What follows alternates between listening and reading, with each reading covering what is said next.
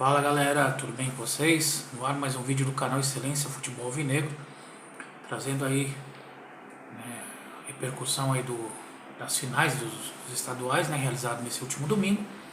Aí trazendo notícias atualizadas do Corinthians que estreia amanhã na Copa Sul-Americana, fase de grupos. Bom, antes se inscrevam no canal, ativem o sininho para receber as notificações, compartilhem com amigos, familiares, sigam nas redes sociais, Facebook, Instagram, TikTok. Deixe seus comentários tanto aqui no YouTube quanto nas outras redes sociais. Eu leio, respondo e depois dou uma moral para vocês, tá bom? E também não esquece do joinha maroto, tá? Vamos lá falando das finais dos estaduais aí pelo Brasil.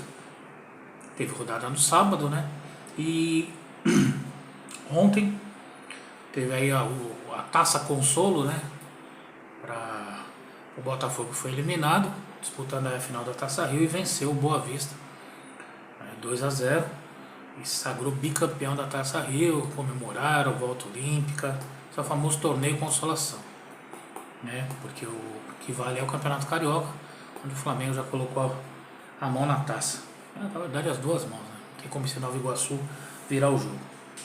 Ontem também tivemos lá na Bahia, só que seria o Bavi, mas como foi no Barradão, então vitória do Bahia, vitória do Vitória, de virada sobre o Bahia por 3-2, o jogo de volta no próximo dia 7, às 16 horas, aí vai ser na Arena Fonte Nova, e aí o Bahia precisa vencer, para levar o título. Outro jogo que foi realizado ontem, Campeonato Goiano, lá no estádio Onésio Brasileiro Alvarenga, Vila Nova perdeu para o Atlético Goianiense por 2-0, jogo de volta 7/4 lá, no estádio do Atlético Goianiense, que aí tem a vantagem do empate. E tivemos ontem Santos e Palmeiras, primeiro jogo da decisão do Paulista, do Campeonato Paulista, mando de campo do Santos lá na Vila Belmiro, e o Santos venceu nosso arquirrival Palmeiras por 1-0. Eu assisti o jogo, então vou fazer aqui um resuminho breve. Primeiro tempo, o Santos mandou na partida, o Palmeiras teve chance logo aos 4 minutos com o Flaco Lopes, que chutou na defesa do goleiro, e depois só deu o Santos. O Santos amassou assim, jogou muito bem. O Palmeiras parecia bastante perdido, bastante desnorteado, não lembrando o Palmeiras, dos jogos decisivos que nós estamos acostumados a ver. No segundo tempo, logo no comecinho do jogo, um levantamento na área lá, e o Otero, o baixinho Otero, quem lembra dele lá no Corinthians, o baixinho Otero faz o gol de cabeça numa falha do Piquerez. Piquerez é praticamente quase o dobro do tamanho do Otero, e o Otero se antecipa ali e faz o gol de cabeça.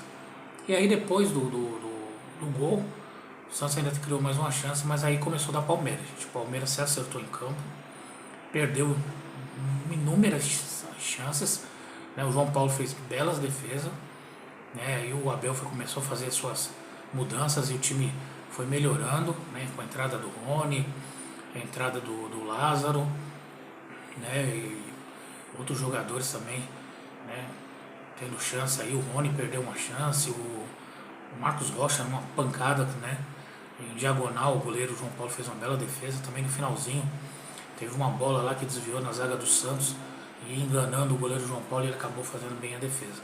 Aí o Santos ainda teve mais uma chance só, mas assim, o Santos tentando administrar, tentando segurar, e o Palmeiras indo para cima. O Palmeiras criou as melhores chances no segundo tempo, e teve chance até de empatar a partida ou até virar, podia ter feito aí uns 2 gols fácil, mas leva aí, o Santos vai para o segundo jogo precisando do empate, e o Palmeiras precisando fazer 2 gols. O que não é difícil para o time do Palmeiras, porque o ano passado contra o Água Santa também foi assim. A Água Santa venceu o primeiro jogo por 1-0, e no jogo de volta perdeu para o Palmeiras. E quem for lembrar um pouquinho mais ainda, São Paulo e Palmeiras na decisão, que o São Paulo ganhava por 3-0, aí no finalzinho do jogo o Palmeiras diminuiu para 3-1, mesmo assim deram uma vantagem boa para o São Paulo, que precisava fazer, perder por 3 gols, e o Palmeiras, quem assistiu aquele jogo lembra, o Palmeiras amassou do primeiro ao último minuto, e 4-0 ficou de bom tamanho, que era para ter sido até mais, o São Paulo não jogou. Então assim, o estilo do Carille é esse, né? O Carille gosta de jogar jogos assim, leva uma vantagem, vai se trancar todinho lá atrás, mas eu ainda continuo com o meu pensamento, né? Nosso arquirrival e tal, eu acho que o Palmeiras leva esse título lá no Allianz. Se vai ser nos pênaltis, se vai ser no tempo normal, eu não sei. Mas o Palmeiras, para mim, ainda é o favorito, né? Talvez ele tivesse entrado concentrado, como jogou o segundo tempo, não tinha perdido o jogo na Vila. O Santos foi mais na empolgação, né? O empurra ali da torcida. Alguns jogadores se destacaram, a linha de defesa com o Gil e o Joaquim, bom jogador. Teve também aí no meio de campo, né? Com o Pituca, o João Schmidt, o Juliano jogando muito bem. E o Otero, né? Junto com o Guilherme também fez uma boa partida. Mas aí essa é a diferença. O Santos não tem banco. Já o Palmeiras tem bons jogadores. Ontem o Gustavo Gomes estava no banco. Tinha Gabriel Menino no banco. Tinha o próprio Lázaro no banco, o Rony. Então você vê que tem várias opções. O Palmeiras tem a molecada lá da base, né? O Estevão, que é bom jogador. Então eu acredito, né, que o nosso arquirrival vença e leve o tricampeonato, né? Vai ser campeão lá no Allianz Parque.